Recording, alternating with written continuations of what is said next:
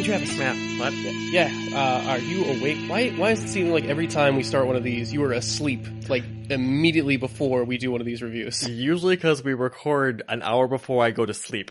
Okay, well, it's actually an hour after I wake up, so our schedules are always conflicting. I was just going to ask you that between this film and the Blade film, I think there is a market for blood raves that needs to be tapped into. I was actually going more off of after this and Devilman Crybaby, I just don't ever want to go to a rave. You know what? That is a safe assumption. But anyway, who is talking about dangerous raves? Why, it's me, Nick, the Merc with a mic, and my fellow apologist, Travis.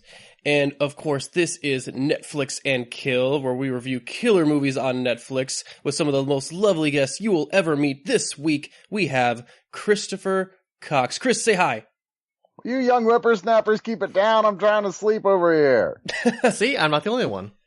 It's late. What are you doing talking? Oh, you're talking about horror movies? Okay, I'll wake up and talk about that. So... Yes, this is, of course, not the normal Chris you're used to listening to, Chris Herman. This is the other Chris, that I met down at, Austin when we visited last year. He's been on the podcast a little bit before, but never been on for Netflix and Kill, so this is fun. He runs his own site, oneofus.net, a great geeky website with a bunch of great shows. How a couple names of the shows you got over there, Chris? There's so many I can't even remember. There's a lot, but the most relevant one to this is probably Deliberations of Doom, which one of the people you regularly have on, Patience Robinson Campos, is one of my co-hosts on that show where we talk about horror movies. Yes, the Deliberations of Doom with the crew you got there who are called the Doom Patrol, which is one of my favorite names for a group.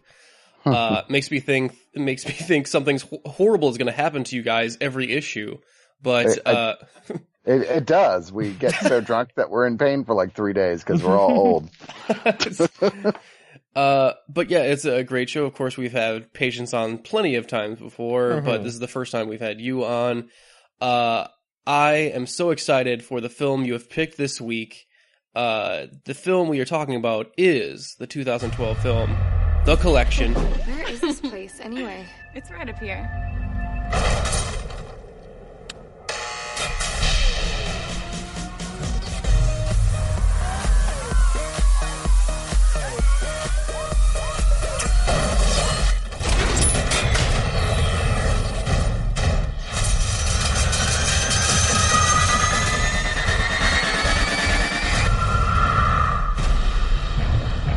With over 50 people still missing, grieving families are seeking answers. I'm working for a man whose daughter's gone missing. She's all I have. Find her. Was she alive? Last time I saw her. I've got 48 hours before she's dead. You want to find this guy, you gotta start at the beginning. You better be prepared. Bring everything you got. Because if he catches you, he's gonna make you wish you were dead. You gotta help us find Elena. You're the only person to see the inside of this hotel and live. It's built like a maze. The whole place is rigged. He's picking us off. One by one.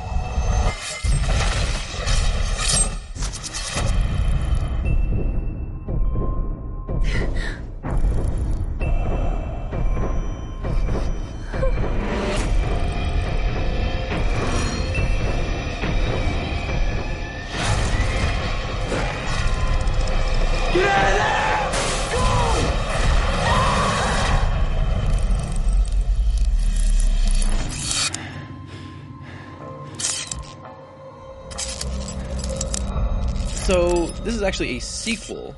Normally we don't really do the sequels until we've talked about the first film, but the first film is not available on Netflix. And that made me really mad, because I didn't even realize this movie was on Netflix, and I'm like, oh my god, that's awesome. Is The Collector on here too?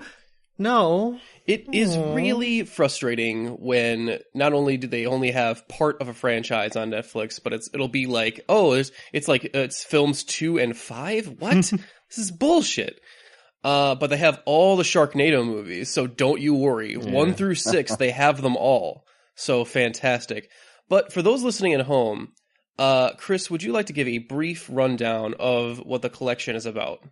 Sure. Let me just preface this by saying this is one of a whole bunch of films that are directed by Marcus Dunstan and written by Marcus Dunstan and his writing partner Patrick Melton. Now, they got their big break with, I want to say it was Feast. Oh my god, Feast is so good! And then, unfortunately, the 2 sequels, which are not as good. But then they went on to do Saw 2, 3, 4, 5, and 6, I believe, which are all not good. And I was always like, okay, you guys had a good film to start with, but I guess that's it. And then they came out with The Collector, which was a huge surprise to me, partially because all the critics seemed to hate it. I only watched it. I got sent to me without even asking for it. And I was like, you know what? Fuck it. It's a slow week. I'll watch it. And I was like, holy shit, this is great. I can't believe these guys. It's like they did Saw, but where it's not totally absurd and actually kind of feels, I don't know. It was Saw, but less silly and a lot more appealing and a lot bloodier. Like, holy shit, gory. For those of you who haven't seen The Collector is such a badass little film. It's one of my favorite horror films, actually. Well, it's got such a great premise in which that it doesn't even start off as a horror film. It's more like a heist film that just goes wrong because the guy who is committing the heist accidentally robs a house that has a Saw-like serial killer in it. That's Dunstan and Melton have a thing for their protagonists being criminals. It pops up in several of their movies. It pops up in Feast. It pops up in their latest one, The Neighbor, which also has the same star, Josh Stewart, also known as actor so unlikely to become a protagonist in anybody's films that even he's surprised. Or as I like to call him, that guy you know from that one thing. Mm-hmm. Yeah. That Weasley guy? What, he's been the main character in like 5 movies now? That's insane. He is such a good, character actor, but when I think protagonist, I do not think this guy. No. Well, anyway, so he is the major character of The Collector, who is indeed, as you said, the thief who ends up finding himself trapped in a house along with his family, who finds himself being, a decent enough guy despite his thievery to go, there's no way I'm going to leave these people just to die. I've got to figure out how to save them, especially the youngest daughter in the house, and then get out of here, because this guy, whoever's doing this, is a real maniac who sets up elaborate, not Jigsaw level elaborate, but relatively elaborate traps. He's like if the kid from Home Alone grew up. Yes, and, that's exactly how it is. Let's face it, that kid was a psychopath, and this is what the natural evolution of what happened. So you're like, okay, and it's insinuated because he finds this trunk, and there's a guy in the trunk who's like, you don't understand. He goes to a place, he traps the whole place, but he's only after one person, and if you're not the person he's after, he's gonna kill you. Everyone else, the person he's after, he collects, and you're always like, okay, what does that even mean, right? Well, the movie summarizes basically this guy ending up being the one that he collects at the end of the film. You're like, okay, clever thing with the second film, which starts off feeling like, okay, this is just going to be another adventure with other people having to deal with this guy, right? As we're introduced to teenager Alina Peters, who's probably actually 32, played by Emma Fitzpatrick, and her friends, who are they talk her into going to a super secret rave, and they go there, and of course it's crazy, and as she goes there, she sees her boyfriend making out with another girl who was supposed to be sick, and so she runs off to the bathroom while her friends are all out there still partying, and she finds the big red steamer trunk that we see from the first movie. She opens it up, and who's in there? Oh my god. It's our protagonist from the previous film. It's Josh Stewart, who pops out, gives that little bit of exposition, you don't understand, you gotta get out of here. He's gonna kill everyone, but it's too late, because the trap is triggered in a scene that would make Ghost Ship go home crying to its mama, slaughters everybody in the fucking room with a homemade wheat thresher that just sweeps the dance floor. And that seems awesome. Yeah, and we're led to what you do if you want to make a sequel. It's got to be bigger, it's got to be crazier, it's got to be aliens. And it's got to take us to the next level in the story, which in this particular case is, dude runs a murder castle. We were just seeing him at someone else's house in the first one. No, his house is H.H. Holmes would have been very jealous. The whole place is just rigged with even crazier traps all throughout it. He's got museums filled with, well, I don't even want to say too much because it's the nastiness is part of the fun. And it ends up being sort of a survival thing as we see a certain amount of characters surviving. Some characters we meet throughout it who maybe have been there long enough, something's wrong with them. And other characters coming in from the inside who are hired by Elena's rich father, played by, I eat pieces of shit for breakfast, Christopher McDonald. Led by the guy from Oz, the TV show Oz, who was the good guy until he wasn't anymore. I don't know. I gotta say, I think this movie is intensely fun. Once again, the critics all shit on it, but I went and I read a bunch of the reviews, the negative reviews. Mind you, horror sites all tended to really dig this series, but all the negative reviews were always the same. They always complained about, what's with all this gore? You're like, okay, why did they assign the person who doesn't like horror movies or only likes a certain type of horror movies to watch a horror film? Or number two, they go, well, it's weird because it's like they couldn't decide what kind of horror it was going to be, so they just had every type of horror. I'm like, what are you talking about? What? Like, they're like, you mean because it moves so fast and there's so many different things going on? Like in terms, I mean, this movie, there's like 30 seconds before it starts moving. And you're like, it's just death, death, death, death, death all the way through. And not in a boring way, in a very creative, fun way. Or you hear people like who don't understand the term, call it torture porn. Guys, torture porn is not just a film that's really gory. That's not torture porn. Torture porn is when it's watching somebody slowly being tortured, and that's about all the movie is. Like literally tortured. Like, well, yeah, there's no time for that in this film. It moves way too fast. By the time we're sit down to torture somebody else, there's 7 other people we have to kill. The collector is busy in this film. He's actually just killed some people before it's like, do I have time to torture you? No, I'm supposed to let your throat and keep moving. I don't have time for you. Sorry. We gotta move. Sorry, Becky. I'll put you with the tarp. I would love to torture you, but I got the 7 o'clock. It's just my day is swamped, so it's gonna have to be a rush job. I am so sorry. I mean, the guy has appointments all over his murder house at any given moment because there's shit going on. He's got the whole team of people, or even them are kind of split up. There's other people running around. You're like, he's like, Jesus fucking Christ, will you guys calm down and just let me kill one of you at a time? Stop running around. So I'm getting so stressed. Let's talk about the main character of the film, which of course is not the collector, not any of the fodder, not even Arkin himself. The main draw of this film is the murder house. This house is fantastic. It is like it's like the greatest kind of, I don't know, like when I think of like the first film, the first film is really cool. It has like, it subverts so many tropes and I dig it. And then I think of this film and I'm like, wow, they took the ideas and traps from the first film and then they dialed it up to 11 and then got an old abandoned hotel and was like, okay, let's go nuts. And there's this whole basement level. There's a hallway with just rusty nails in it. It's like the greatest spook house or haunted house you've ever worked at if it actually killed you. Great. It's fantastic. Remind me never to accept the invitation to any haunted houses you're throwing. We don't take it serious. The customers never leave satisfied because they never leave. So never a negative comment though. Yeah, that's.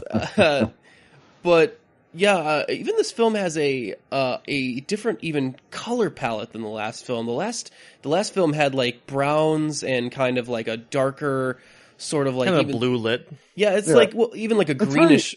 It's very sepia through a lot of it too. Whereas this one, let's not forget, what the place is where this takes place, right? It's called Hotel Argento. Oh, really? I did not realize that. That's great. At one point he goes, this is the old Hotel Argento. And you're like, of course it is. Because everything is brightly primary lit with lots of like strong reds and yellows and blue colors. You're like, uh-huh. So, yeah, Argento.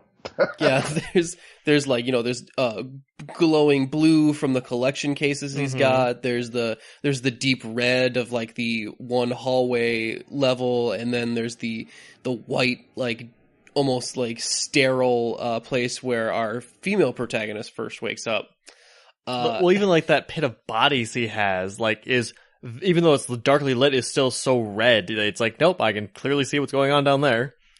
Yeah, I'm trying to remember some names here of some of these people. Yeah, they're all kind of like one word, like barely an actual name. Well, I know it's Arkin and Elena are our two protagonists, that are the people that we actually give a shit about. But then, like, when we get to the team, the team from Aliens, who basically, I'm pretty sure I heard one of them say, "Is this going to be another bug hunt, sir?" Yeah, well, Lee Tergesen is the most recognizable of any of them. You've seen him in a lot of television shows, a lot of movies. He's the guy from Oz, and he's the leader of the group, who has a sort of a life debt to Christopher McDonald, it sounds like. He's been working for him for a long time as playing his dad. Then Shannon Kane is probably the other main one there, who's the female of the group and kind of like the Vasquez. She plays Paz. But you've got Andre Royo as Wally, who you've also, one of those guys, he doesn't have much to do here, but you've seen him in a lot of shit, like The Wire and Fringe and Party Down and Empire. He's one of those character actors who's been in a bunch of stuff. And then Tim Griffin as Dre, who's like generally tends to play big, thick-necked military dudes, because that's what he looks like. And then Brandon Malal, pretty much exact same thing, except he also does a lot of comedy. Yeah, I found some of the other ones here. It's interesting. They only come up as, that's weird. It's fodder, cannon fodder, expendable. These are the people, as soon as you see them, that like you're like, well, yeah, these we need some bodies here so we can show. Some people need to run into the traps. So yeah, I think one of the main things I also like about this film is, just like the first film, our protagonist is smart. And let me just say that one more time. Like, our protagonist makes very logical and really clever decisions throughout the film. And it's very refreshing to see that a person is really trying their hardest to get out of their situation and playing it the most careful, cautious, and while also trying to be a moral, compass sort of throughout it. It really makes me root for this guy and make me want him to survive through this, because it makes me feel like he's earned it with how crazy bullshit he's been through in the last film, and just his overall competence. Well, I mean, even in the last film, like, he was very smart, but this one, it's like, no, you know exactly what movie you're in now. Like, if you did in the first movie, he does now. Well, if you are not sold, if you're not sold by us just talking about this film, please just watch the first 10 minutes. The first 10 minutes. I was tempted not to watch it again, because I'm like, I've seen this film. I remember most of what happened. Do I really need to watch it again? Saw the first 5 minutes, I'm like, I'm so happy I watched this again. Yeah, this is amazing. I actually went back and rewatched the collection and this again, which both, I think it was like the 5th time I've seen the collection and like the 3rd or 4th time I've seen this. They're just fun. I mean, the only people I would say, no, this is not for you, are for people who really get a little squeamish around excessive gore, because there is a lot of it. So yeah, from the very start, Arkin pops out of the trunk and he is like, get down, and then he dodges underneath a trap, and then he to his credit, he tries to like get Elena out of there. He's like, hey, follow me, don't go that way, and she goes the exact opposite direction. And then when he sees the collector, he's like, oh, well, fuck that, and he takes a body and throws and jumps out the window onto the car. And I love that, because he knows exactly, he has been thinking about this ever since he's been in the trunk. Like, he knows that he needs to get the fuck out of there, and I mean, how long does the film ever state how long he has been in the trunk? It doesn't seem like a long time. I feel like it does, but I do not remember. Like, it's probably been like about maybe a couple weeks, maybe? Like, it doesn't feel very long. Like, the cuts on his arm seem even very fresh. Yeah, you presume that's like, the cuts seem fresh, and also when they're showing the news reports in the beginning, they say the latest person to disappear. So you presume that, like, it hadn't been that long. Otherwise, dude would have already abducted some more people. Yeah. Right. Yeah. So it can't be like, yeah, it's very close to the timeline of the previous film.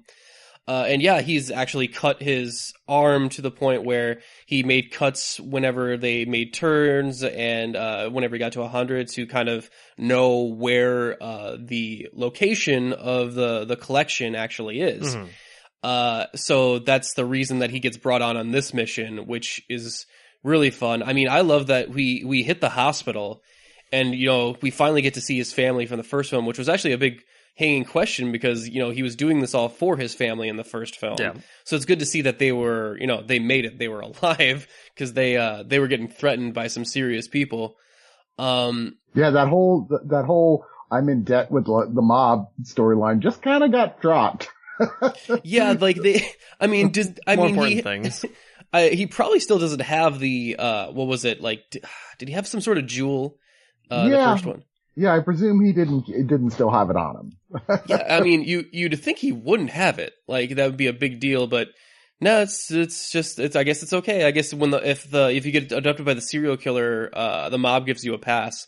I'm going to remember that next time I'm in debt with the mob. But yeah, then he gets, you know, roped into this rescue mission. Which, man, these guys are douches, because it's like, nope, we just need you to take you there, just take us there, we'll be fine. Alright, get in.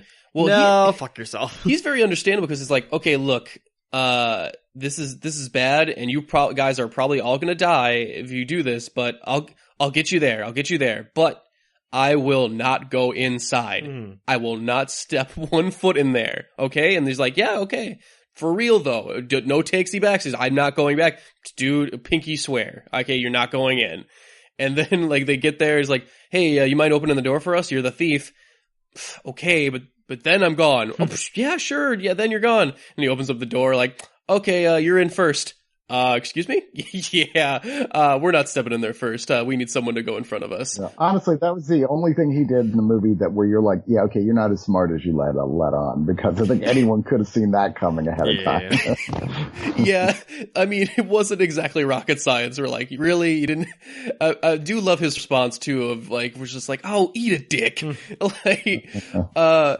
And yeah, when we hit the house, the film is like a roller coaster that it's all downhill from there. Like, it is, once we even enter the building, it is just nonstop carnage and you know, traps, zombie people, blood, crazy Saw martial arts fights, which is great. Like, there's, you know, hand-to-hand combat mixed with trap kills in here. That's awesome. That's amazing. And we even have zombies out of nowhere, which is of a sort. Yeah. Yeah. Yeah, it's like what is it? Like he drugs them up and like he cuts out their tongues, like of people he has collected that have disappointed him or something. Yeah. And they all hang out in the basement and are like feral. You know what's interesting? They never answered the question that keeps getting referenced. So what happens to those he chose to collect? Because everyone else we meet either disappointed him and he's turning them into zombies, they're dead, or they're sort of like ladies in waiting, like that one blonde chick we see whose like motives are uncertain, who's like, I'm still trying out for the role, I think I got it. Yeah, that's, so what happens to the ones who get collected? Where are they? So there's Aaron Way, that's the one that's Abby, and then we have Arkin, who we assume is the most recent collection.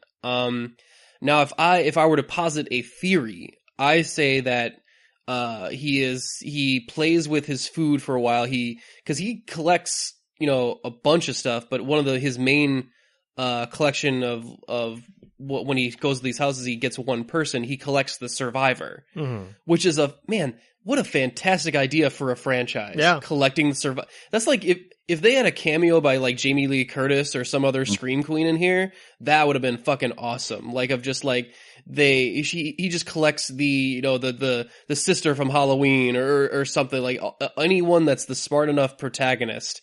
But I feel like eventually he gets bored and he just adds them to I think that's what the mild spoilers for later, but I think that's what some of the things that are on display in his like In the tubes. in the tubes or his foyer, like that's a weird fucking room. I think those are what the survivors end up being, and he mutilates them and portrays. I don't know. The Collector himself is a fascinating character to me because he doesn't talk.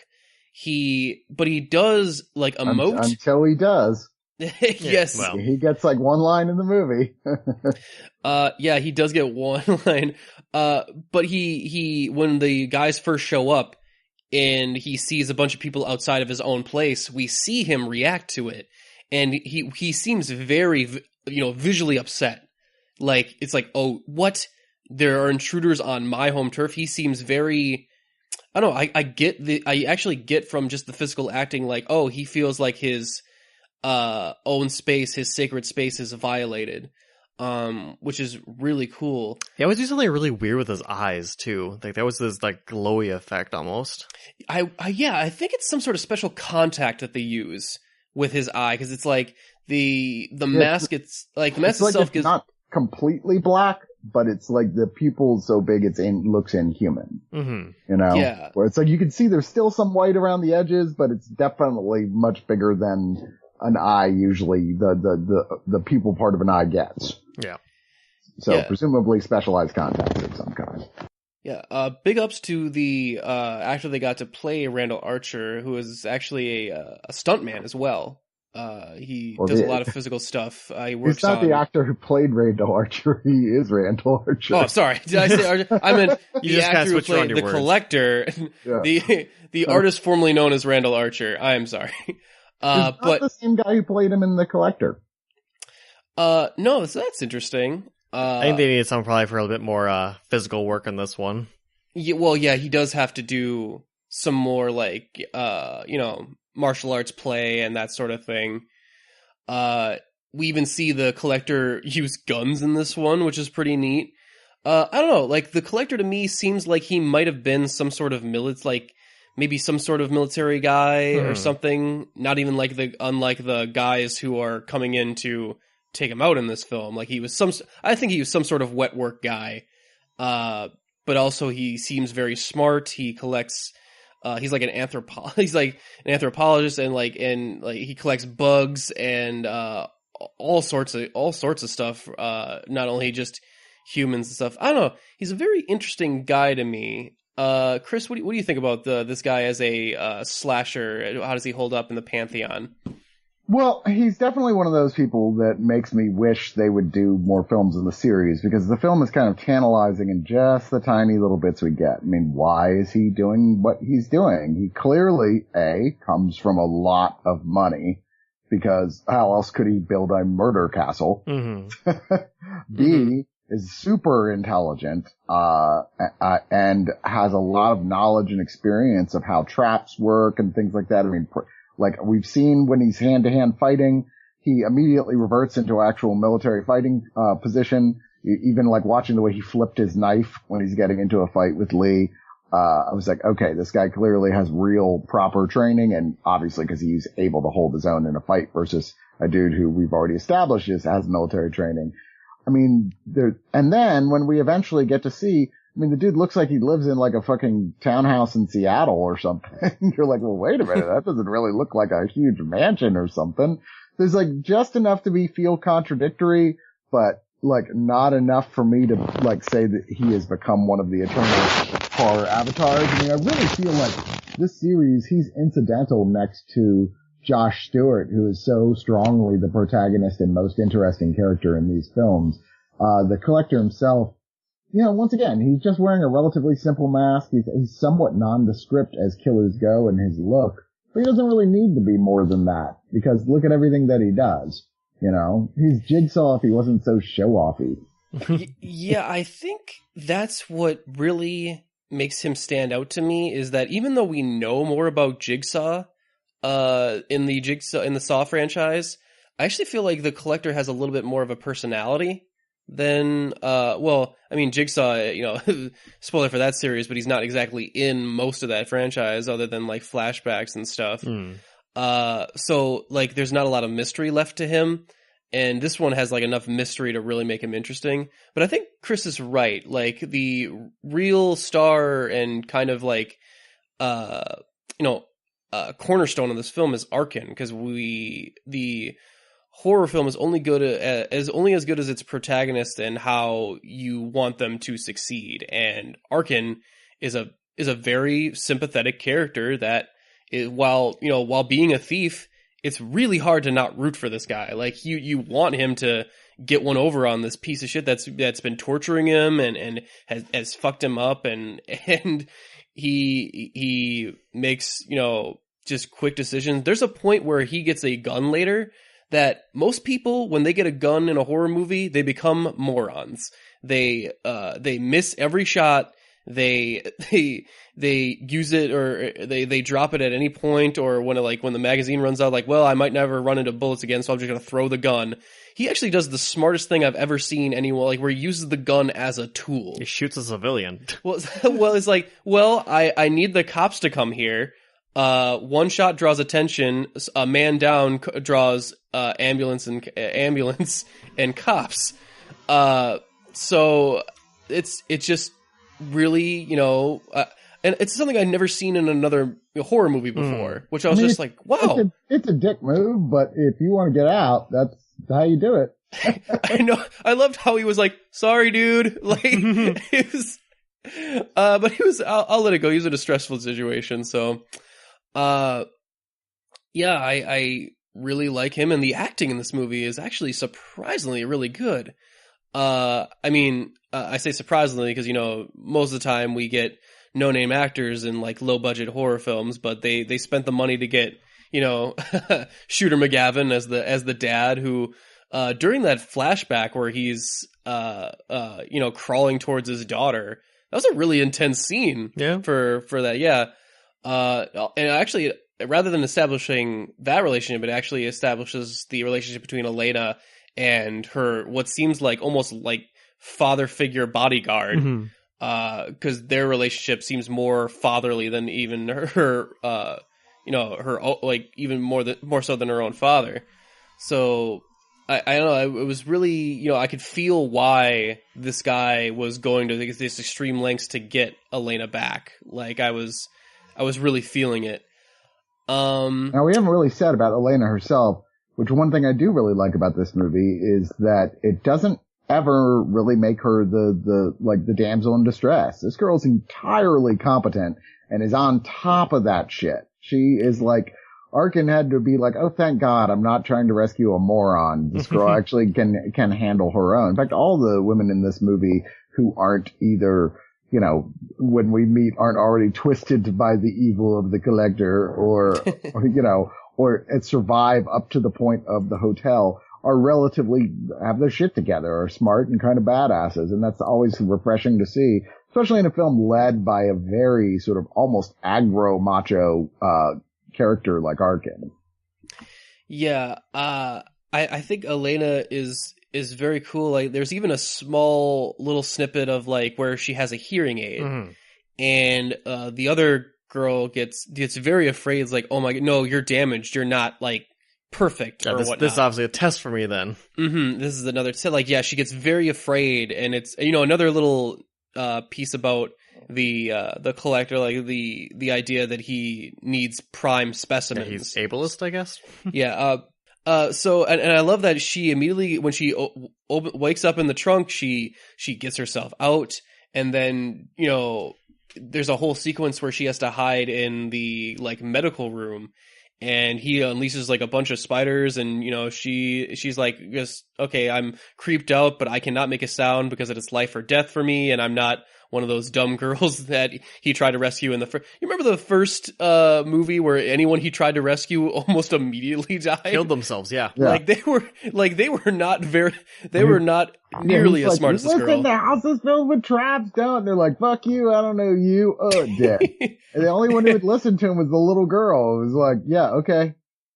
He's like, oh, don't you tell me twice. Well, that too. It's just like tarantulas are crawling on you. Freaking out would be the last thing you should do. Well, also, tarantulas can't really hurt you, so you'll be fine.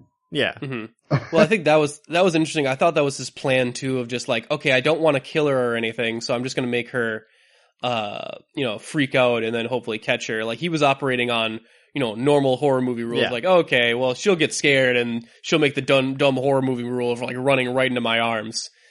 I should mention a little bit about the cinematography of this film too, because I really, really like some of the shots in here. We were mentioning the color palette a little bit before, but also the way they shoot the hotel. It makes the hotel seem like, I don't know, a small town of how large it is. Like, the hallways seem to like go on forever, and like it seems like just a maze. But at the same time, you do recognize when they go back to places, too. Yes, like when they make their way back and forth between rooms or levels, like, we do run into distinct locations again. So you get an idea of the floor space and kind of learn it as the characters are learning it, as one team is going through the basement and as Elena is going through kind of the upper tier level. So we get the collector's base from top to bottom from both perspectives. So I just thought that was a really kind of smart geography of the film. Also, this film might have one of my favorite like reintroductions of two characters, because you remember the scene where the collector and Arkin first see each other again after they enter the house, and it's like, oh, they're back at it again, and it's Arkin in this room that's flickering with the light. And the light keeps flickering on and off. And then in the background, between one of the cuts, we see the collector just appear. Yep. And there's no loud noise. There's no dun-dun from the soundtrack. He just shows up. That's almost a little more like tinnitus. It's very unsettling. And then not only that, we get that like, we get the look up from the collector, like just slowly prowling on him. And then Arkin like sees him in the mirror. And then between the next cut, he's gone. And he's fucked off out of there. And I'm like, what a great way to like encapsulate their, not only like this movie franchise, but like their relationship of cat and mouse within the first time of them meeting each other. And also just a great visual scene.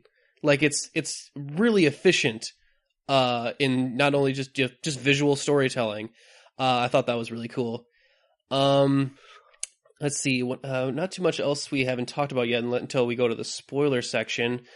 Chris, is there anything else you wanted to mention before we, wrap it up?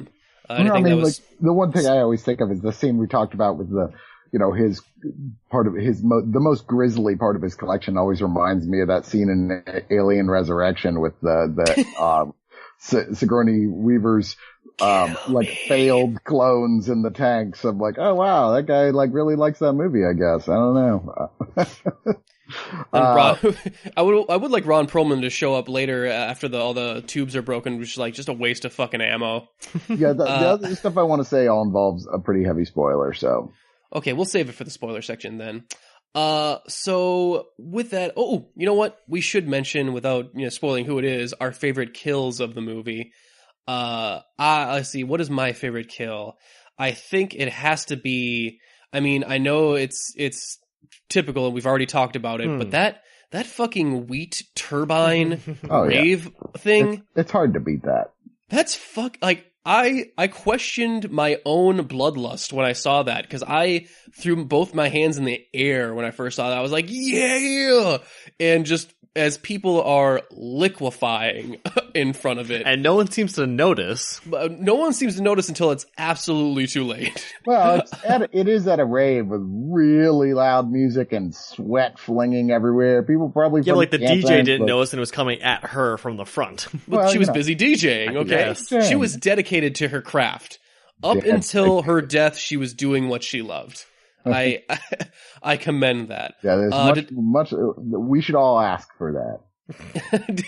Did anyone else have any other favorite kills that they would like to mention? One of my actual favorite scenes of the movies, the second time where the collector meets with Arkin, where he gets knocked out by the military guys, where Arkin does, and he's like, he's sitting there like, what the fuck? He looks up and there's just the collector looking down at him. Mm-hmm. I fucking love that shot because it's just so intimidating. And then the best kill is just the fact that like the collector jumps down with a fucking meat hook and just stabs a guy and flips it so it goes up into the skylight and he just goes along with it. I'm like, yeah, that guy's dead. Yeah, that was gory as shit. It is. And Even does the flip with the other one of flipping someone else upside down like a meat sack and throwing them there too. It's a really well choreographed scene. I do love that. It does show the Collector as like, oh shit, he's not just a trap guy. He's actually very competent in just straight up like guerrilla style combat. Like it does show that like he's even more dangerous than we first thought he was. Let's see. I normally I do keep a tally of like things that that have like bother me throughout the movie, or like some things that I perceive as flaws. This one didn't have too many. Most of my notes are like expletives of like, oh shit, the rave scene, or oh fuck, that hook, that was awesome, or zombies ? I think the only thing that I find disappointing about the film is that it's actually not longer. Like at 82 minutes, like it is lean, and I like that about it. Don't get me wrong. I feel like it runs at a great clip. But I feel like also if this is our last film with the Collector, which it seems like they're banding around the idea of a sequel. The director and writer kind of are interested in it, but it doesn't seem like it has that much traction. I actually would have liked to spend a little more time with the Collector and his collection, and just hang out in this murder house a little bit more, because I just thought it was so cool. But I don't know, maybe an extra 10 to 15 minutes would have just dragged, so maybe I don't know what I'm talking about. Sadly, this movie just never took off with commercial audiences. It didn't even make back its $10 million budget, which is ridiculous. Because it's so good. I don't understand. Get it. It's so visceral, like, and I get that if gore is not your thing, like it's not even like the goriest movie I've ever seen, and it's definitely not torture. It's not Hostel, where you're just watching someone get one person get tortured over an hour and a half. Part of it is the horror like money making machine has turned its head towards PG-13 ever since The Ring made a gajillion fucking dollars in theaters. And people who are like, oh, I love horror, your average, oh, I love horror person doesn't actually love horror. They like safe PG-13 horror, which is fine. There's nothing wrong with PG-13 horror. I like it just fine. But don't tell me you're a giant horror movie buff and you're like, oh, I can't sit there. That is too gross. Well, that's the weird thing, is that I don't like horror films. I'm actually not a big fan. I've seen Saw 1. I was like, yep, that's enough of this. I don't really want to see any other of these ever. And I love The Collector and The Collection. I think they're great films. Right on. Me and Travis are a little snootier. We're a little pickier when it comes to our horror films. Yes. So, but I think The Collector and The Collection are a great, I would teach this as like a franchise of like, hey, this is how you create a new idea and a new character and put a fresh spin on an older idea. And I don't know. I just think that this film is like, it's badass. Like, it's just the more I think about it, the more I kind of just want to go and watch it again. Like, just if kills are your thing, this film's got them. Like, if it's great characters, this film's got them. If it's acting, this film's got them. I just feel like it succeeds on everything that it tries to do and more. If I had to give it a number rating, it's gonna have to be a rare Nick pick of 5 out of 5 for me. I think it's awesome. I would definitely recommend you watch The Collector first, because that's also a fucking great movie, and it'll make your experience watching this one even better. Although I don't think it's necessary. I think you can watch this one without it, and you'd get, probably just as much out of it. Hard for me to gauge since I watched them in order, but no, I think that you probably could. Yeah. I mean, I still think there's something really to be said though because like I said, Arkin is such the protagonist of the series that you're really only getting half his character arc if you start with this movie. And you don't really totally understand him if you start with this movie either. Now, he's not like the most complex character in the universe or anything, but you're a lot more sympathetic with him on his journey if you've seen the first movie. Anyway, Travis, what do you feel overall? Like I said before, this is one of my actual favorite horror films. It is still very comparable to me from Alien to Aliens, is that this is the Aliens of the franchise. It goes from like straight up being horror to being kind of a gore fest. It's bigger, better, collectier. More collectier. Again, just kind of similar to the Alien franchise. I think I do prefer The Collector just a little bit better, but not by a whole lot. Because this one just like you said, there's no fat to it. It is a super lean movie that it goes in, gets what it needs to get done, and leaves a trail of corpses behind it. Well, we do live in the age of like the 2.5 to sometimes 3 hour movie. So I do appreciate a film I can get done in an hour and a half. So that's pretty cool. Yep. And just watching this film again, I'm just like, yeah, this is still fantastic. I'm going to go ahead and give it an 8 out of 10. All right. Chris, what is your rating overall? We don't have a set rating system. I give it out of 5. Travis gets it out of 10. You can give it out of whatever you want. You can give it out of 69. I don't care. That's weird. Okay. I don't know what my brain immediately went to that, but anyway, I like all kinds of horror. I run a horror podcast. It's one of my big things. And generally speaking, like, you know, the total all-out gore fest is not one of my favorite brands of horror, period, but there are certain films in it that I really like. And this is actually kind of up in my top 10 of all time of the absolute gore fest horror movie style. It's not like this has much of a plot. It really doesn't. And but it's got really well done gore, but that alone isn't always enough either. It's got the velocity where you're never really bored. That certainly helps a lot. What makes up for what problems there would be in a different type of film is that it's just so relentlessly pretty to look at and visually creative, and the kills are all unexpected and kind of the type of kills in movie where you can't help but kind of laugh because they come out of nowhere and they're just kind of wah-wah kills at points. There's one where spears come out of the ceiling into this dude that it just makes me laugh every time I see it. I'm like, what just happened? There's just so much fun to be had with this thing. It's really a shame and will always confuse me why some people like don't take to this as strongly as I do. This is a movie I constantly come back to and go, or series, I should say. And I would love to see more, although they certainly end it in a way that makes you go, okay, so if they were going to do more, where would it go? Retcon. I mean, I would say that they would almost be forced to do a prequel, which I'm like, ew, horror. But, I mean, yeah. I mean, horror prequels are not. This was sold, pitched originally as a prequel to Saw, the first movie. Okay. And they were like, the studio was not interested, so these guys just went out and did it themselves as a not totally disconnected thing, which I'm glad they did, because I felt like it wouldn't have made much sense connected to Saw. And once again, although it's using some of the same, like, ideas of, like, elaborate traps, Saw is all about, like, all right, here's a trap. Now wait, payoff. And you're like, fuck, that took forever. And by the time the payoff came, I just wasn't that interested anymore. With here, it's like, there's a trap and payoff. and you're like, and there's more traps. And now there's more traps. And I'm like, okay, now that's what I'm talking about. I don't want to sit and think about the trap for 15 minutes. Just do the trap and then it kills someone. Okay, good. We're all good. But yeah, I give this 8.5 out of 10. Yeah, and so we've learned that when it comes to horror kills, Chris is not all about the foreplay. He would rather just do me and get on with it. I like it. I can respect that. Thank you so much, Chris. We're going to go into the spoiler section, but if you guys do want to watch the collection before, you might want to listen to that part. Totally understand. I highly recommend you do so. Please check out some of our back catalog on Netflix and Kill at the UGO podcast, where we host all of our other content.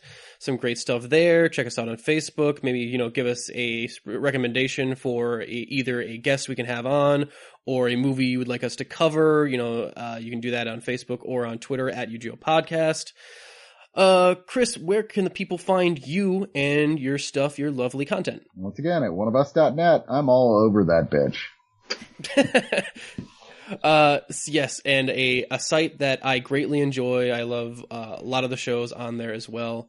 And definitely, if you're into the show Netflix and Kill, you will love the Doom Patrol and the Deliberations of Doom podcast. The Deliberations of Doom. There. I am so mush-mouthed today. Just say it with a little bit more deliberation, Nick.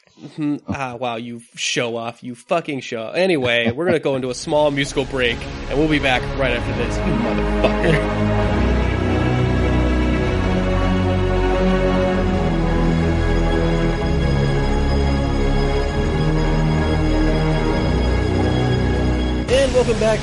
spoiler talk for The Collection, or as I like to call it, the greatest sequel to both the Saw franchise and the Home Alone franchise. So, unfortunately, this film does not end with the reveal of Kevin McAllister being the collector. I could have. I don't know. You don't see his face. Well, I guess it doesn't confirm. I think that would be the only way I would love this film more if he found, like, you know, when he finds the collector's house, if he found a old newsprint of the when bandits are discovered, mutilated, and killed in a horror house. Yes. Like that's where my mind goes to the end of this. But let's see, where should we start with the spoiler section? I mean, we should probably just cut right to the third act. Like, that's where most of the fun stuff really happens, because we get our final confrontation with the collector. What it seems like the series between Arkin and the collector. There's a giant, you know, there's a fire that started. There's a big, you know, knife fight. Mm-hmm. There's you know, hand-to-hand fighting. There's the last minute saves. The multiple last minute saves, heroic sacrifices. It's got everything. It's absolutely fantastic. I mean, I think my favorite part's got to be where Arkin is just viciously beating on this guy, and he takes a knife to the face, like into the right through his mouth, his cheek. Yeah, and he largely just ignores it. Yeah, he's like, nope, I'm gonna continue beating your ass, and he throws him down. He throws him down the chute, with all the, you know, pseudo zombies down to the bottom. Mm-hmm. And then not only that, he rips off a piece of his shirt and lights that on fire so he can light his ass up. And it's all done in glorious slow-mo, and it is just badass. To the point where I'm actually really confused as to how the collector got out of that. Oh, he went into one of the boxes. Were one of the boxes downstairs? I assume so, because that's where he finds the mask. Oh, right. And so I just kind of assued that he hid in the box. That place is lousy with boxes, let's face it. It's boxes everywhere. Boxes for days. Yeah, that makes sense. I think it was a steamer trunk warehouse is what it was before he moved in, so... It's man, these red velvet, really nice antique steam rugs. I know exactly what to use these for. Murder! These are great. I mean, it's a serial killer movie. The one thing we've learned about serial killers in franchises, they are so fucking good at getting away after it looks like they're definitely dead. I mean, they are just, they had one job, they do it right. And it's that. Yeah, zombie rules, double tap. Yep. But I love that this reverses that, though, in some ways, where it's this is the one thing we've never seen in one of these movies. With the protagonist showing up at the killer's house going, "Hi, you thought you got away?" Nah. That was awesome. Mm-hmm. And Chris is right. I can't think of another film where the tables are turned like that. Well, it would have been so easy just to do it exactly like the first movie. Oh, and look, he thought he got away, but he was captured by the collector again. Yeah. Sure. I assumed that's where it was going, right? You know? Right. But no, the movie's no, we got something more fun and planned. And it felt like they were look, the first movie didn't make that much money. We barely got the cash to do the sequel. We were really happy with it. But we may not ever get to do another one, so let's give it an ending that would be really satisfying for people who like these movies, but is just open-ended enough that if we wanted to keep going, we could. Mm-hmm.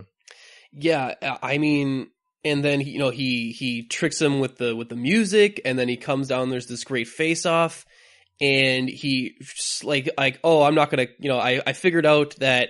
Because, all the bugs and stuff, there could only be so many collectors of those guys. You were the number 3 guy in the radius of 100 miles of where we last saw each other. I was I'm not going to kill you. I'm going to throw you in a trunk just like you did me. And it's this dark kind of the hero is now using methods of the villain, but I'm still kind of yeah, you fucking get him, Arkin. Yeah, just do it. No, it's awesome because, are you going to kill me? He's no, I'm not going to kill you. I'm going to torture you and do every last fucking painful, awful thing you did to me. And then I'm going to kill you. It's damn. Yeah. Might have taken things a little personally. I don't know. Well, I mean, Arkin did go through a lot of that shit. And yeah, it shows Arkin as not only a proactive protagonist yet again, but the ultimate victor because, again, he outmaneuvered and outsmarted the Sociopath. the sociopath. And it's like a great culmination of this battle of wits. And I don't know, I love it. I've never seen anything like that before, and I thought it was a really cool way to cap off this series to the point where I'm like, I almost don't want them to do a third one, even though I think from these guys, if it's the same quality as the first two, I think it would be pretty badass. But it's, the way it ends is so, button on it that I'm just like, I don't know where you go other than doing a prequel, and I'm not too into horror movie prequels. Well, or like I said, you could just retcon it too, or even prequels in general. But or as is there some anything people else? have suggested, which I hope they wouldn't do, is that now Arkin becomes the new killer. no. I'm like, yeah, don't do that. That would be. Is that basically what Saw did? Yeah, that's lame. Super lame. I don't jive with that. I don't think Arkin. I don't believe. Not only do I believe Arkin wouldn't do that, I feel like that's not a good move for the franchise as a whole. Right. Just like the way to do it is you add another level where it turns out there wasn't just one guy who was the collector. That would be interesting. Oh shit! Now that's intriguing. I kind of like that. Maybe he had a twin brother or something like that, and they were actually doing this together, which is one of the reasons he was so good at, seemingly being at two places at once. Ooh, maybe we can get a guy with a different type of collection. Maybe he has a different type of style to his thing. And then you have your title for the next one, The Collectors. Ooh, okay. We're gonna write the script like right now. But I do have a question. I wonder if you guys knew what they were referring to, because I was looking online, I couldn't find any other reference to it. But there's a line in the movie where you're listening to like the television commentator, and they're like going, these killings remind some of this series of killings. And they start describing another series of killings. I was like, this has got to be referring to something specifically, but I didn't recognize it. It said it kind of like muddles together. I could never fully understand what they were saying. I was like, it wasn't the Saw killings, and I was like, No. I assumed that maybe that's what they would go for, but I was like, are they referencing some real life killings, or maybe killings from another movie that they grew inspiration from? I was like, okay, because it's very specific. Mm-hmm. At first, I thought that they were mentioning like the Saw movies, like they were playing a little tongue in cheek, like, aha, we worked on the Saw movies too. But then I remembered from the first movie where the survivor pops out of the trunk and basically sets up this movie. He sets up the sequel, remember? Where he's like, he's got this place, he keeps the collectors, but we never, in that movie we never see it, and then we see it in this film. So I'm wondering if that newscast was kind of setting up the third movie as well, like if they ever did a third one. And it'd be the prequel. That it would be, maybe his mentor or some other killer that also uses the traps, like some sort of copycat killer. I thought maybe that's what they were, like another form of setting up like they did in the first movie. But as far as real life killings, I don't think it's actually referring to any real life killings like that. Well, didn't they say something at the very end when he was like confronting the collector at his house, like someone was father too? He references, he basically finds out his father was a museum curator. And basically it was like, wow, yeah, some of the shit you were into, you definitely got from him. Okay, yeah, you know what? There is enough here where I bet you they were setting up some sort of, possibilities for a sequel. Or they could, like you said, they could end up doing a period piece about his dad. Yeah. I think, if they do a prequel, but it's about his dad, and it's about his dad inspiring him and how... Yeah, make it take place in the 80s, and then you got all the retro shit. Ooh, not the museum, but deadly. Oh, fuck, yeah, trap up a museum. Yes! Yeah, and all the exhibits and shit. Oh my god, I want a T-Rex head to fall and someone kill them. Please. Travis? Yes. I have never been more in sync with you right now, Right? because I was literally thinking of a T-Rex head biting someone in half via trap system. That'd be amazing. That is amazing. Again, I think we have a sequel to write, guys. Let's do it. Anything else that we want to mention spoiler-wise? Abby dies? Or whatever her name is. Yeah, you know what? That was one of the kills that I found a little disappointing, of just like 2 knives to the back. I mean, it's No, not No, her. not her. who? The girl who was the crazy pale one. blonde chick that was really into him. Oh, that's Abby. That's right. Who am I thinking of? It's like one. Paz is who you're thinking. Paz. Yes, I'm thinking of Paz. Abby also gets it in a great way.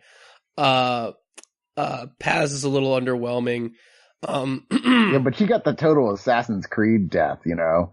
Like the two big fucking crazy knives right in the fucking neck from either side. I was like, oh dude, that's a complete assassin kill. I was kind of impressed with the style points there. Yeah, Sure. She's also one that got like hog-tied and dragged to a different room. Yeah. Yeah, and Collector did have to worry about some of the guards coming in at that point too, of the police trying to break in.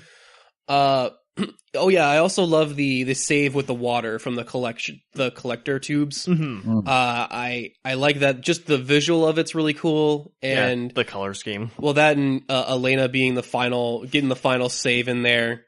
She rescued the damsel. It proves their camaraderie, and it's great. Also, the deaths of previous people and their fluid, the fluid from there is rescuing others and putting out a fire. The symbolism there is pretty nice, and I kind of like that. Yeah, I think this film is just really, really good. If you guys it's a solid film, you should put it in your collection. You should definitely put it in your collection. That is for sure. It's on Netflix. It is available. It's like barely over 80 minutes long. You are not going to lose a lot of time, and I guarantee it will be time well spent. Mm-hmm. With that, I think we're just going to bring it to an end here. Thanks again so much, Chris. Yeah, no problem. It was lovely having you on. And we're going to call it a night. This is Unapologists, and we're out.